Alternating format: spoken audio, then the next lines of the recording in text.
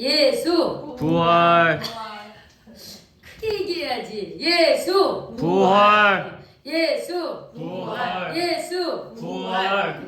예수님이 어떻게 하셨습니까? 부활하셨습니다. 부활하셨습니다. 아멘. 아멘. 그래요.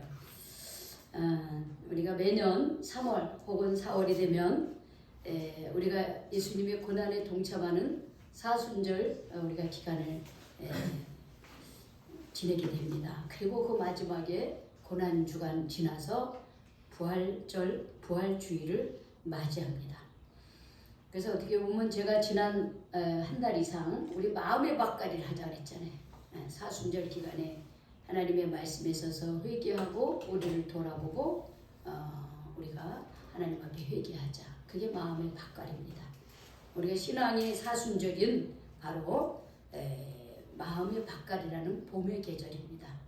이 봄의 계절에 우리가 이 사순절을 통해서 우리가 마음의 밭갈이를 하면서 우리가 부활의 기쁨을 맞이하게 되는 겁니다. 그래서 우리가 이 부활절 때는 어떻게 해요? 꽃도 장식을 하고 계란도 준비하고 그러지만 이 부활은 다시 생명이 다시 살아나는 것. 부활은 다시 새 생명을 움트는 것입니다. 만약에 예수님의 부활이 없었다면 우리 기독교는 존재하지 않습니다. 왜? 기독교의 시작은 예수님의 부활부터 시작하기 때문입니다. 그래서 우리 처음에 기독교인들은 전부 다 인사가 뭐냐면 예수님이 부활하셨습니다. 그게 인사였어요. 예수님이 부활하셨습니다. 예수님이 부활한 것을 그들은 경험했고 만났습니다. 그렇기 때문에 그들은 예수님을 부활하신 예수님을 담대하게 전했고 그 예수님의 부활에 대해서 어려움을 겪어도 순교를 당해도 부활하신 예수님에 대한 믿음을 그들은 중단하지 않았습니다.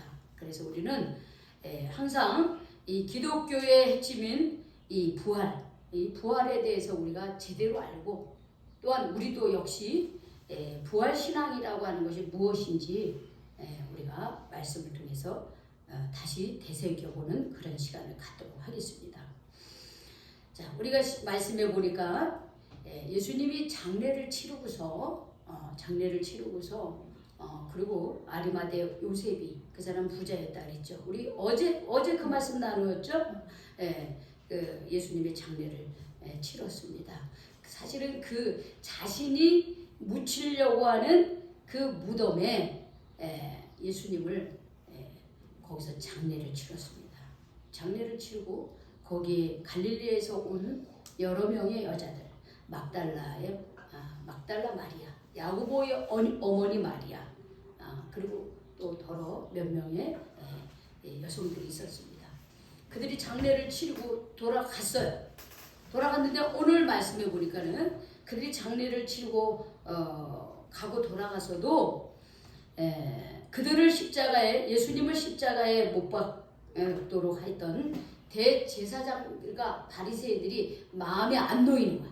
예수님을 그렇게 십자가에 못 박게 해놓고도 그 안심이 안 돼요.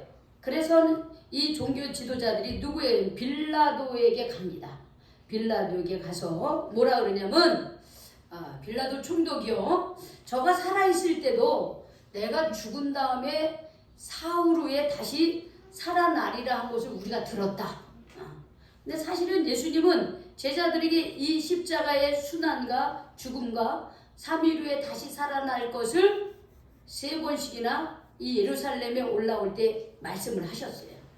근데 그 얘기를 제자들도 잘 기억을 못 하는데 지금 누가 기억하는 거예요? 마리아. 대제사장과 바리새인들이 기억을 하고 있는 거예요. 혹여 저가 말한 대로 저가 부활할 것이라고 하는 것을 사실은 믿지도 않으면서 혹시나 그의 제자들이 시체를 도둑질해 가고 사람들에게 우리 예수님이 살아나셨습니다, 죽은 자 가운데서 부활하셨습니다, 이런 헛소리를 할지 모르니 그러니 우리 그 무덤을 좀 지켰으면 좋겠다, 이런 얘기를 하는 거예요. 근데 사실은 지금 제자들은요, 예수님의 시체를 도둑질하는 정도가 아니라 지금 이미 이 제자들은 예수님이 그 겟세마네 동산에서 기도하실 때 이미 그들은 다 어디로 갔어요? 예수님 곁에 있었습니까? 다 도망갔잖아요. 유다는 예수님을 은30에 팔고, 그리고 예수님이 붙잡혔을 때 다른 제자들 다 도망갔어요. 그 중에 하나 남은 사람이 있습니다. 누굴까요? 예수님의 수제자 베드로죠. 베드로는 남아 있었어요. 그래서 예수님이 그 빌라도의 법정에 가고 대제사장의 법정에 갈 때 몰래 따라갔어요. 예수님이 어떻게 되나? 그럼에도 불구하고 그런 다른 사람들이 저도 예수님을 따르던 도당이 예수당이다 이러면서 그를 알아보고 그를 위협하자 베드로조차도 나는 예수가 누군지 모른다고 그렇게 부인했던 사람입니다. 그리고 결국은 어떻게 해요? 예수님은 십자가에 못 박혀 죽으시고 장례를 치르게 된 거예요. 그럼 그 장례식장에 제자들이 왔을까요? 안 왔어요. 오지 않았습니다. 오직 갈릴리에서부터 따르던 여인들만이, 아까 제가 잠깐 말씀드린 그 여인들만이 있었습니다. 그러니까 이 제자들이 예수님의 시신을 몰래 훔쳐간다고 하는 것은 이게 말이 안 되는 거예요. 이 제자들은 지금 자기네들도 그렇게 잡혀서 저렇게 십자가형을 당할지도 모른다는 두려움과 절망 속에서 지금 다 어딘가에 지금 다 숨어 있어요. 그런데 어떻게 예수님의 무덤에 가서 예수님의 시신을 훔쳐올 수 있겠어요? 말이 안 되는 소리죠. 그럼에도 불구하고 예수님을 십자가에 못 박게 했던 이 종교 지도자들은 그래도 혹시 모르는 거야. 그래서 빌라도 총독에게 그 얘기를 한 거죠. 저 무덤을 좀 사흘 동안 좀 지켜야 되겠다. 3일 만에 다시 살아나리라는 그런 헛소리를 했으니까 좀 지켜야 되겠다라고 그렇게 말합니다. 그때 빌라도에게 허락을 하죠. 그래, 저 경비병 데리고 와서 하라 그랬어요. 근데 이제 이 경비병은 로마 군인들입니다. 이 로마 군인들은 어떤 것을 지킬 때 4인 1조로 지켰어요. 그러니까는 빌라도가 어떻게 해요? 그 경비병을 허락을 한 거예요. 그래서 4명이 사실은 4인 1조가 돼서 지금 예수님의 무덤을 지키고 있습니다. 여기 66절에 보면 그들이 경비병과 함께 가서 돌을 임봉하고 무덤을 굳게 지켰다 그랬어요. 단순히 그냥 그 무덤의 문만 닫은 게 아니에요.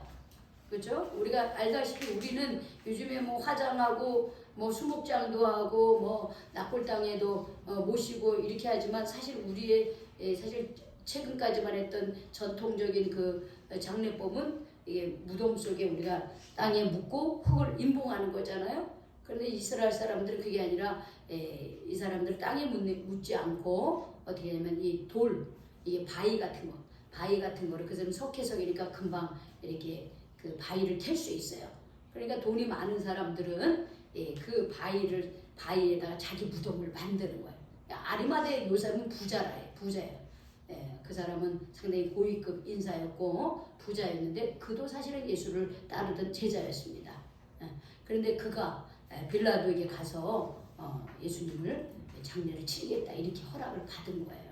그러니까 자기가 묻히고자 하던 그 굴 잘 파놓은 그 굴에 예수님의 시신을 거기에 두고 그 다음에 뭐냐 돌로 만든 그런 것으로 이렇게 닫았습니다. 그러니까 사실 그냥 여성들이 문을 열기는 쉽지 않아요. 그렇게 하는 것은 어떤 짐승들로부터 이 시신을 훼손하지 않게 하기 위해서 그렇게 장례를 치른 거예요. 그런데 그것도 모자라서 이 대제사장과 바리새인들은 이 경비병을 데리고 와가지고 돌로 임봉을 하고 그 문으로 돌을 막을 뿐만 아니라 거기다 임봉을 했는데 어떻게 하니까 큰 돌을 굴려서 무덤 출구를 막은 다음에 밧줄로 돌과 무덤 사이의 출구를 양쪽에 동여매는 거예요. 아예 못 들어가게. 거기서 끝나지 않고 그 무덤에 그 돌무덤 사이사이에 빈틈 있잖아요. 이런 것들을 초나 흙으로 어떻게 밀봉을 시킨 거야. 아예 들어가지도 못하게 한 거야. 아예 그 문을 못 열게 그렇게 한 거예요. 거기서 끝나지 않습니다. 어떻게 해요? 로마 군인들을 4사람씩이나 거기서 지키게 한 거예요. 어느 누구도 감히 예수님의 무덤에 접근하지 못하도록 그렇게 한 거예요. 자, 그러니까 이 대제사장들이 참 하나님의 이름으로 이렇게 철저하게 하나님이 보내신 예수님을 십자가에 못 박게 할 뿐만 아니라 또 예수님의 부활을 또 철저하게 막고자 했습니다. 그런데 자, 어떻게 됐을까요? 이튿날 안식일이 다 지나고 이제 그 안식 후, 그러니까 금요일날 예수님이 십자가에 못 박게 돌아가셨다면 토요일 지나 안식 후, 토요일이 안식일이에요. 이 사람은 저녁 때부터. 그 다음에 주일, 그러니까 오늘날 우리가 주일이 안식 후 첫날입니다. 새벽, 이 새벽은 해가 뜨기 전 보통 6시 이전을 말합니다. 그래서 우리도 오늘 5시 반에 모여서 새벽 예배를 드린 거예요.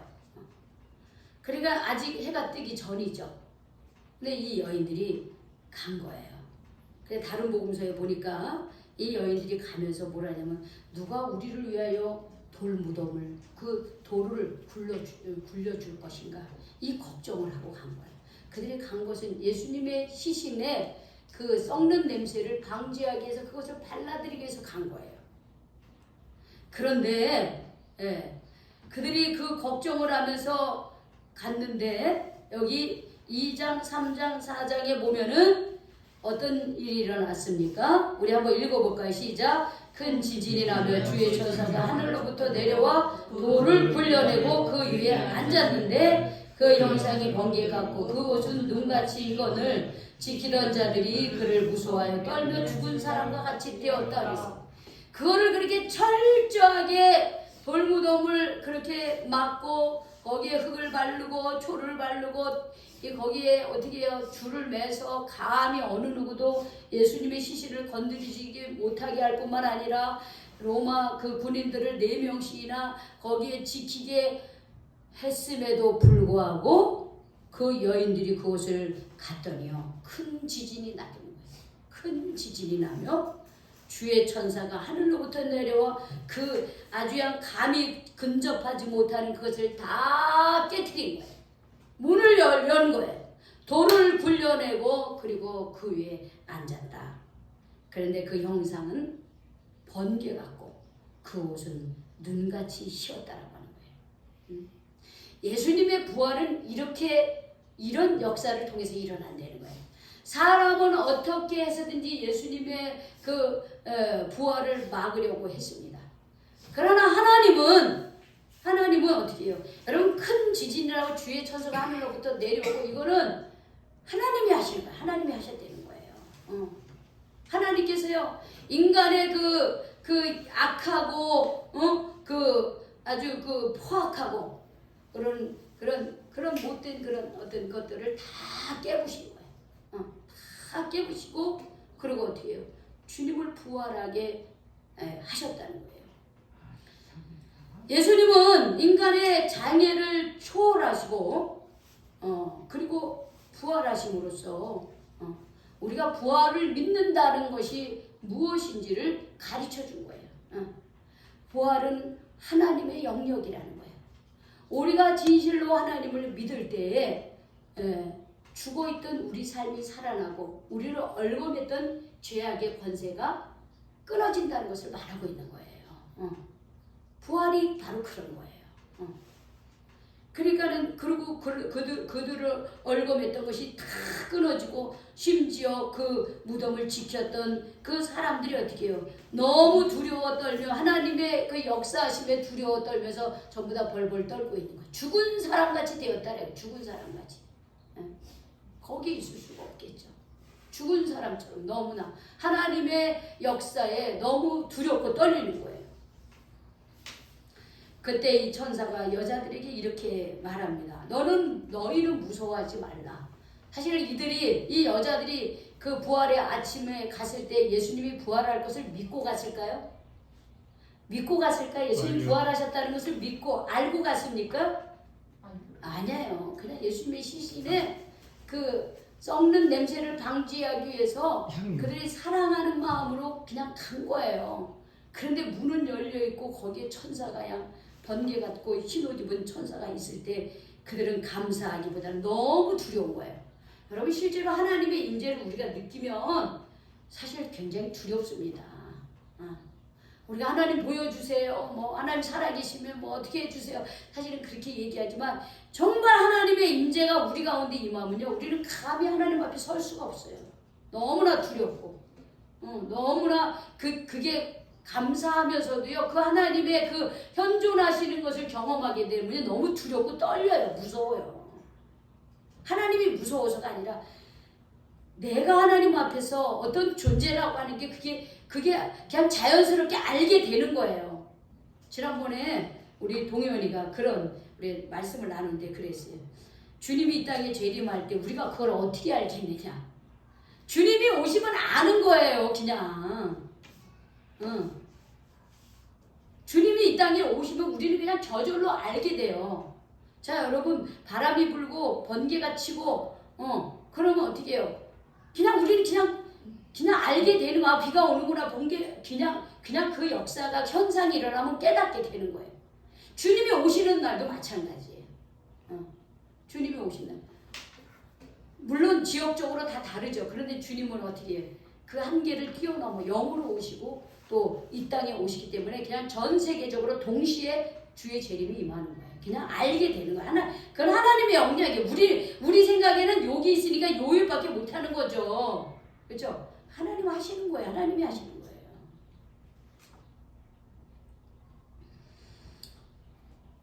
그 하나님의 임재를 경험하니까 이 여자들이 너무 두렵고 떨리는 거예요.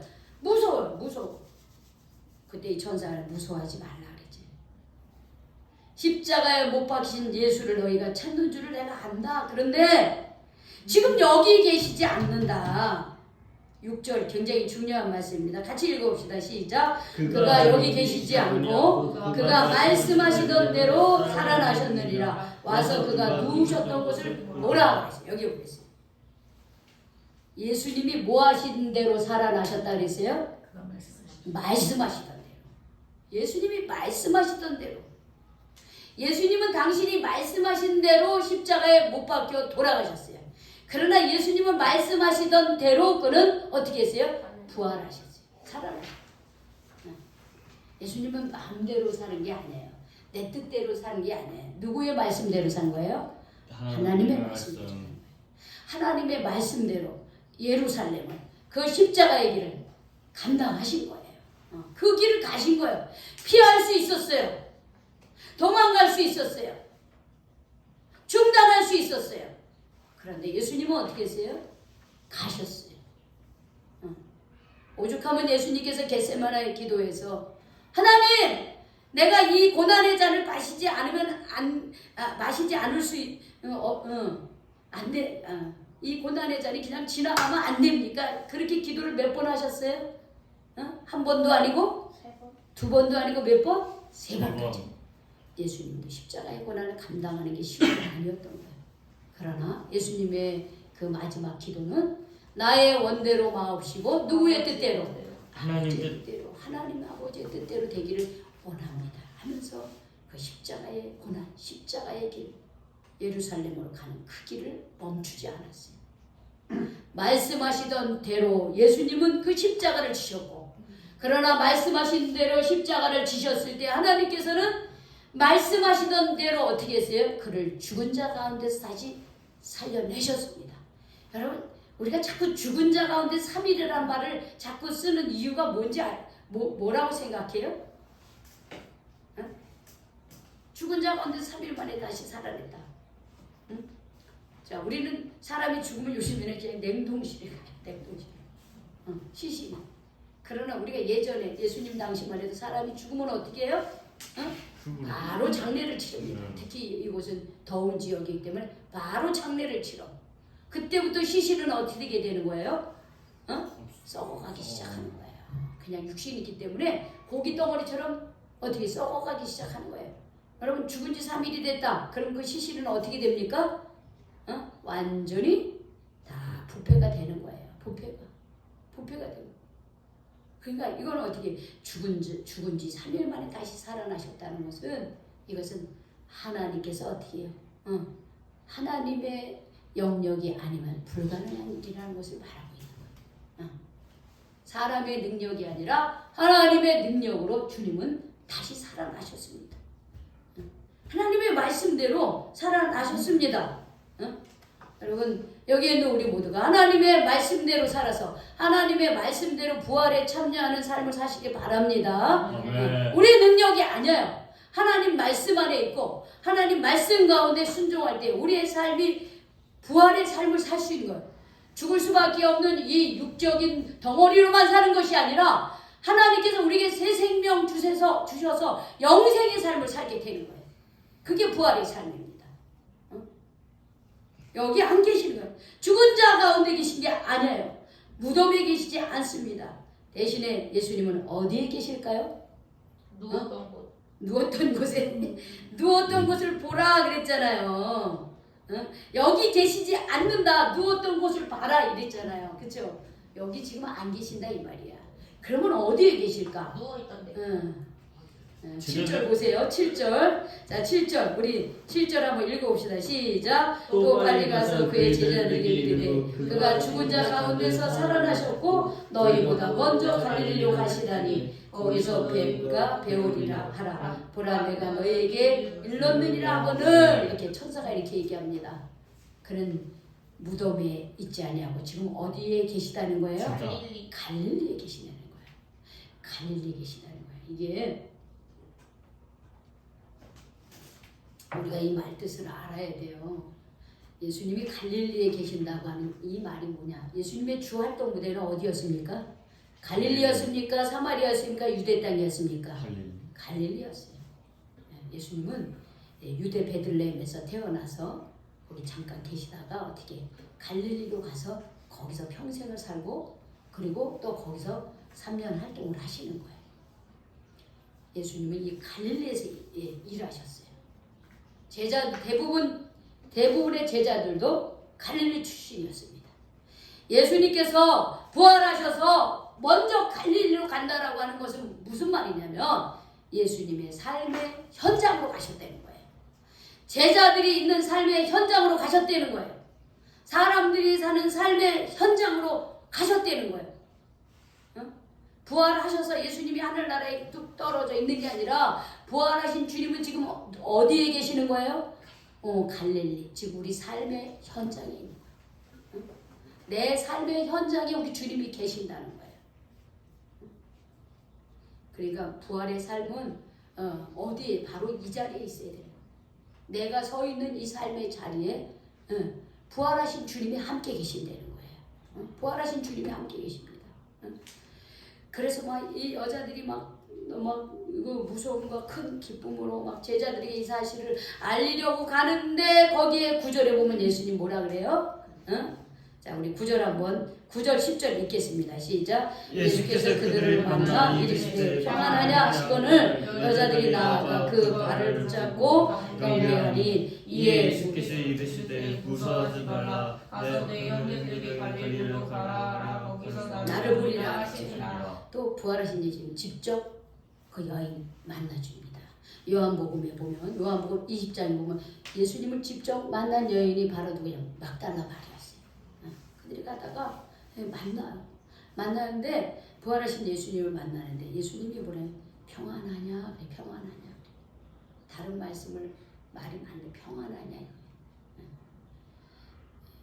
지금 이 사람들의 마음은 주님이 십자가에 못 박혀 죽으심으로 또 하나는 죽으신 그 주님이 다시 부활했다고 하는 이 사실만으로 지금 마음이 어떻게 해요? 많이 복잡하고 받아들일 수 없는 그런 이 초현실적인 그런 상황에 놓여 있는 거예요. 그때 부활하신 주님이 그들에게 평안하냐 그래. 평안, 샬롬을 얘기해 주신 거예요. 그러면서 그들에게 또 얘기해 주십니다. 무서워하지 말라. 가서 내 형제들에게로 어디로 가라 하라 그래요. 어디로? 갈릴리. 갈릴리로 가라. 거기서 누구를 보라? 나를 나를 보라. 천사들이 있죠.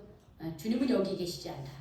갈릴리에 가서 부활하신 주님이 거기에 있다. 거기서 예수님을 볼 것이다. 또 예수님도 직접 얘기하세요. 내 형제들에게 갈릴리로 가라 하라. 거기서 나를 보리라. 이렇게 말씀하셨습니다. 부활의 주님은 다른 곳에 있는 것이 아니라 우리 삶의 현장에 있다는 것을 말하고 있습니다. 사실 우리가 부활절 아침을 맞이하면서 누구보다도 참 무거운 마음일 수 있습니다. 우리 노재희 권사님은 고난주간에 진짜 여기서 이 십자가 키다가 내려오다가 철포덕 넘어지셔가지고 왼쪽 어깨가 금이 갔습니다. 그래도 감사한 것은 수요일날 4군데의 병원을 다니면서 결국은 보민병원이라고 하는 비싼 병원에 가서 그 다음날 비싼 1,000만 원 정도 들어요. 거기 가서 지금 수술을 잘 받고 지금 회복 중에 있습니다. 우리 아까도 말씀드렸지만 권혁정 우리 집사님은 3주째 이렇게 나와야 되는데 이 부활절 헌금 봉투를 보고 심히 고민하여 돌아갔습니다. 그 외에 우리 젊은 우리 청년들, 우리 학생들도 많이 못 나왔죠. 사실 교회적으로 보면 떠나기도 하고 아픈 사람도 있고 우리가 열심히 전도를 하지만 열매가 미비한 것 같아 마음이 이렇게 주저하고 낙심이 될 수가 있습니다. 우리 개인적으로는 직장 생활을 열심히 하고 싶은데 그만두라는 권고사직을 당하기도 하고 또 뭔가 자꾸 나이는 들어가는데 미래가 막막하기도 하고 어떻게 살아야 되나 라고 하는 이런 그런 마음도 있습니다. 우리 국가적으로는 우리가 참 특별한 나라예요. 대통령을 2번씩이나 탄핵을 했습니다. 그리고 또 대통령을 선출해야 됩니다.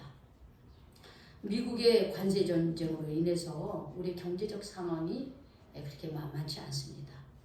그래서 실제로 우리의 삶은 개인적으로, 교회적으로, 국가적으로, 세계적으로 늘 우리의 삶은 불안하기도 하고 어둡기도 하고 때로는 아프기도 하고 걱정도 되고 근심도 있고 좌절된 마음도 있습니다. 그런데 여러분 우리가 여기에 머물지 맙시다. 왜 그렇습니까? 우리 예수님을 그 무덤 속에 갇히도록 모든 권세와 모든 사단의 역사와 세상의 권력이 예수님을 어떻게 해요? 묶어놓으려고 했어요. 그러나 하나님은 그런 모든 사단의 권세, 죽음의 권세, 죄의 권세를 다 어떻게 해요? 이기시고 예수님 부활하셨습니다.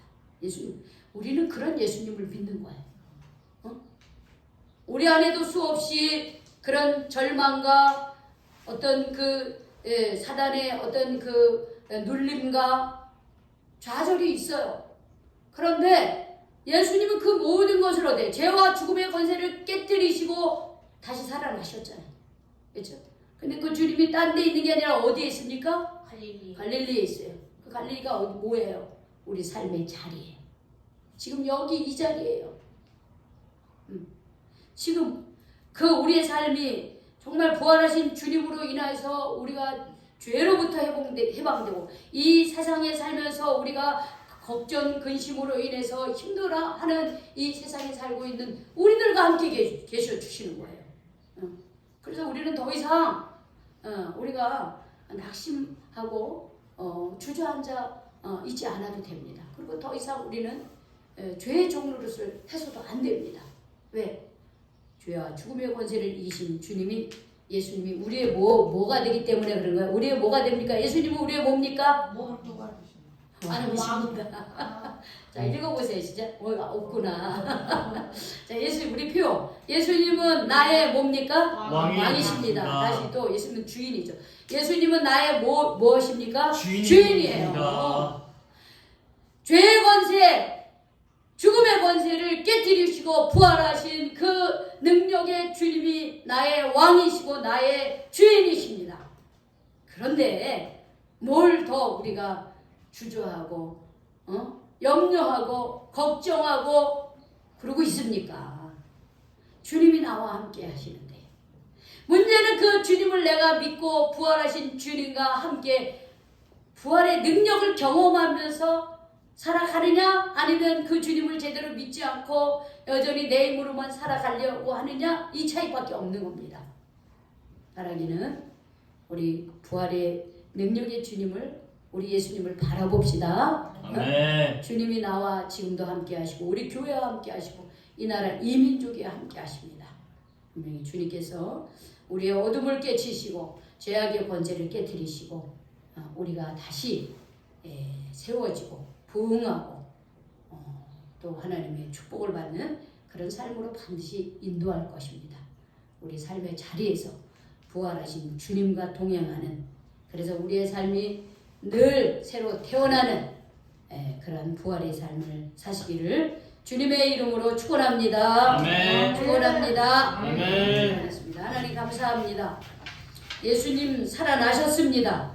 죄와 죽음의 권세를 깨뜨리시고 주님 죽은 자 가운데서 하나님께서는 예수님을 다시 살려내셨습니다. 그 살려내신 예수님이 우리의 주님이시고 그 살아나신 예수님이 우리의 왕이심을 다시 한번 믿고 우리가 그 믿음으로 우리도 삶의 현장에서 부활의 삶을 살아가게 하여 주시옵소서. 힘들고 어려운 일이 있고 절망스럽고 뭔가 앞이 주님 열리지 않는 것 같고 깜깜한 것 같고 열매가 맺혀지지 않는 것 같지만은 하나님 부활하신 주님을 바라보면서 한 걸음 또 한 걸음 나아갈 때 하나님 우리의 주인 되시고 우리의 왕이신 주님께서 우리의 삶을 주관하시고 하나님 마침내 부활의 영광에 우리도 동참하는 그런 삶을 살 수 있도록 인도하여 주시옵소서. 하나님 특별히 이 자리에 참여하지 못한 노재희 권사님 하나님께서 하나님 이 시간 함께하여 주셔서 그 왼팔에 수술받은 것이 주님 잘 아물게 하시고 주님 염증이 나지 않게 하시고 열이 나지 않게 하시고